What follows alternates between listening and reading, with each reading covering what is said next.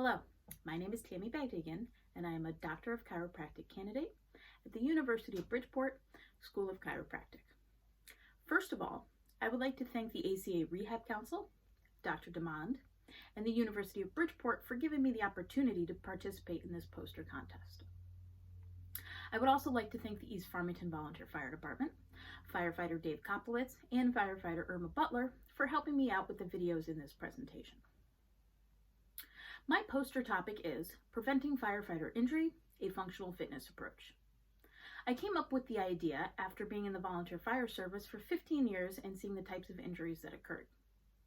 Sprains and strains are the most common musculoskeletal injuries reported by firefighters, and several critical reviews found that they routinely account for about half of all on-duty injuries. This isn't surprising because firefighting is a very physical job. Firefighters end up crawling around in dark, smoky rooms, and they often find themselves in awkward positions, which all puts additional strain on their muscles and joints. And add to that around 75 pounds of gear, which Dave is putting on now, it's no wonder injuries are so common. So Dave has gotten on his boots, his pants, his jacket. He's putting on his air pack next, and then he'll have his helmet. And this is all just basic gear that's needed for any firefighting job without any additional equipment that will be needed for special jobs. So with all these injuries, I started to wonder if there was a way to prevent these injuries through fitness.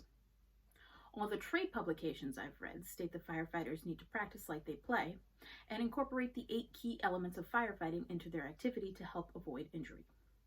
Those key elements are core strength, cardiovascular capacity, flexibility, pushes, pulls, lifts, carries, and drags.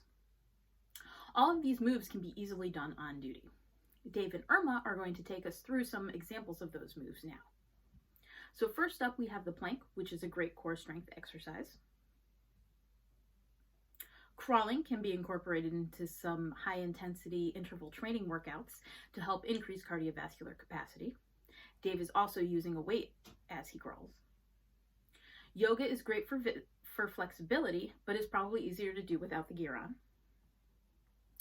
Push-ups are a great pushing exercise that doesn't require any additional equipment. Pulls, so Dave is demonstrating hand-over-hand hose pulls. Lifts. Any equipment at the fire department can be used for lifts. Dave is using some rolled hose for his lifts.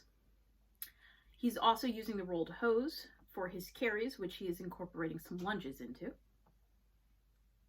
And drags, which can be done with other members of your crew, as shown here, or with any other available equipment. So unfortunately, there's no definitive research yet stating whether or not this approach will actually help reduce injuries, but I did find one pilot study that showed regular exercise training can improve job performance, reduce the risk of cardiovascular events, and prevent musculoskeletal injuries, as well as another study which stated that firefighters who exercise regularly on duty were found to have nearly half the odds of suffering a non-exercise related injury compared with those who do not regularly exercise on duty.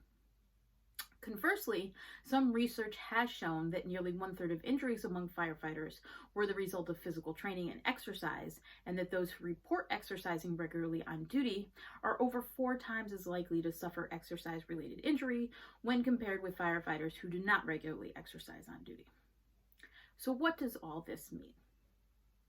Exercising on duty does have multiple benefits to firefighters, but they need a structured plan in place and people to make sure they are doing exercises correctly, and that's where we come in. As rehab chiropractors, we are uniquely capable of designing a functional fitness program for firefighters, as well as checking in with them to make sure they are doing the exercises correctly and correcting any joint restrictions that might be in the way of them functioning optimally. There are some additional considerations mentioned in the research that we are also equipped to deal with, like prehab training, posture correction, balance training, and nutritional advice. All of these things together should help reduce the incidence of firefighter injury and enhance the performance of firefighters both on duty and in their daily lives. Thank you.